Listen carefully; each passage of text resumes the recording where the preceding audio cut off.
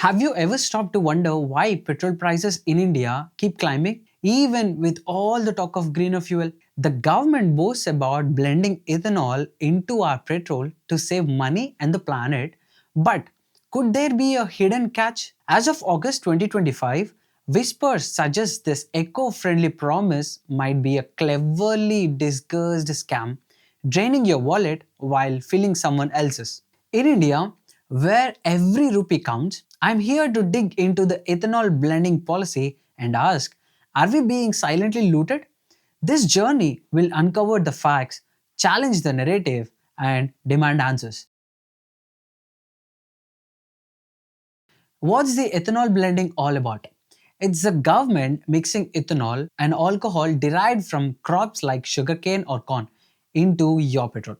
Not the kind you drink, but a renewable fuel that burns like petrol, aimed at cutting carbon emissions and reducing our reliance on imported oil.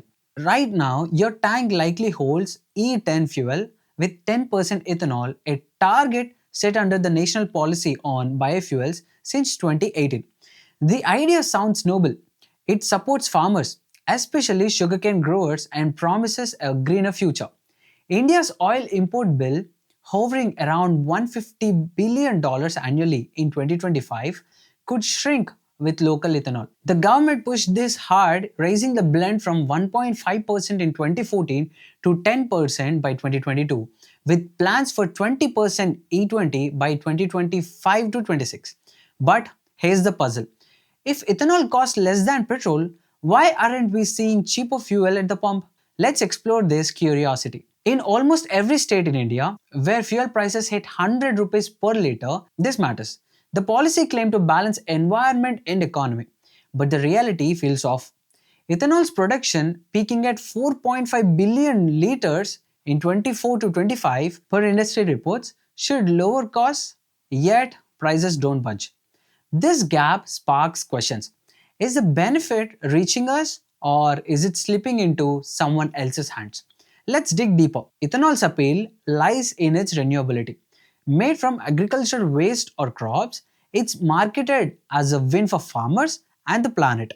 The government ties it to self-reliance, a buzzword since 2020's Atmanirbhar Bharat push. But the execution raises eyebrows. With oil companies like IOC and BPCL leading the blend and sugar mills cashing in, the supply chain is complex. In our region, where rural livelihoods depend on such policies, we need to know, is this a farmer's boon or a corporate game? The answer lies ahead. Let's crunch some numbers. If pure petrol costs 100 per litre and ethanol is around 45 rupees per litre, a 10% ethanol blend should bring the cost down to roughly 95 per litre. Simple math, right? But at the pump, you're still shelling out 100 to 105 rupees. Where's the savings? This discrepancy is the first clue something's amiss. Imagine this. For every liter, the actual cost with 10% ethanol might be 95 rupees, but you pay 105. That's a 10 rupees gap. Multiplied by crores of liters sold daily, it could mean billions in extra revenue. Oil companies and the government collect excise duties, which is roughly around 20 rupees plus, and VAT 15 to 30 rupees. But ethanol discount vanishes. In metropolitan cities where a bike ride costs more each day, this feels like a silent tax hike. Is this green policy or green greed? People call it a fuel fraud, noting no price drop despite blending. The government claims ethanol cuts import costs, saving 40,000 crore in 23 to 24. But where's the relief? In rural areas where families budget tightly, this hidden markup stings. Let's explore why transparency is missing. Another angle is ethanol's lower energy content.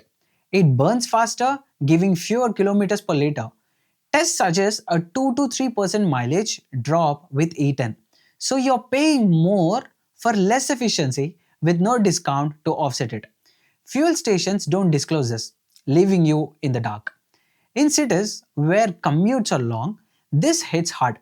This trend might show consumers losing 5 to 7 per litre in real terms. Is this an oversight or a deliberate design to maximize profit. The lack of clarity fuels suspicion. Here's the twist: petrol escapes GST, taxed instead with excise duties and VAT, while ethanol falls under GST, letting oil companies claim input tax credit. This should lower their costs, but does it reach you? No. You pay fuel tax on a diluted product like paying restaurant rates for roadside chat. In 2025, with VAT varying by state, 15 rupees in AP, 30 rupees in Maharashtra, this adds to the burden. Why the secrecy? Fuel pricing lacks a public breakdown. Ask your pump manager about ethanol percentage or tax splits and you'll get a blank stare. The Petroleum Ministry's silence on procurement rates and blend ratios hides the truth. In our region, where we've seen opaque deals in real estate, this pattern feels familiar. People demand a pump side display. But why resist if the policy is fair? This opacity suggests intent. With ethanol production dominated by sugar mills linked by political elites, the policy might favor them over you. In states where farmer issues resonate, this feels like a betrayal. The government's environment first line rings hollow when profit trumps transparency. A 2025 estimate might show 10,000 crore annually from this tax gap unaccounted to consumers. Without data, it's guesswork, but the lack of disclosure fuels distrust. In India, where IT minds crave clarity, this opacity is a red flag. We deserve to know what we are paying for. Who's winning from ethanol blending? Sugarcane farmers get a market with subsidized, pushing production to 4.5 billion liters in 2024 to 2025. The government hails this as farmer support, but the reality is murkier. Large sugar mills, often owned by political families, dominate, pocketing most gains. Small farmers in other states, coastal belts see little, with middlemen taking the cut. This isn't about the common man. The policy guarantees demand for sugar barons who also influence policy. In 2023, 5,000 crore in subsidies flowed to mills as per ministry data, but rural incomes barely rose.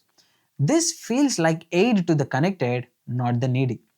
Is this green energy or green elitism? People call it a sugar mafia scam, noting mill profits while pump prices soar.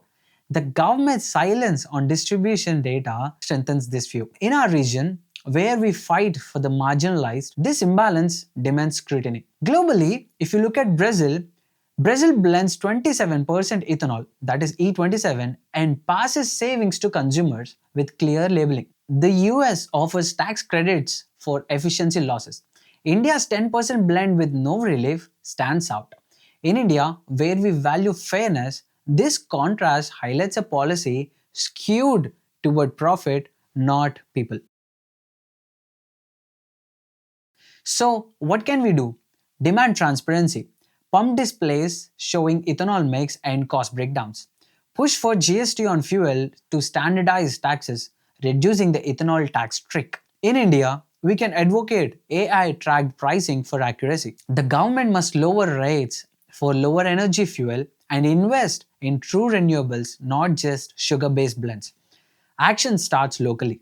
The 2025 budget, due soon, is a chance to demand reform. We deserve fair fuel prices. Share your thoughts below. Felt the pinch at the pump? Let's amplify this fight. Together, we can hold them accountable. Globally, models like Brazil's show transparency works. India's refusal to adapt suggests intent. In our region, where every rupee counts, we must push for a system that serves us, not the elite. Let's make our voices heard. Thanks for joining this unmasking of the ethanol blend mystery. It's a call to question and act for fair fuel.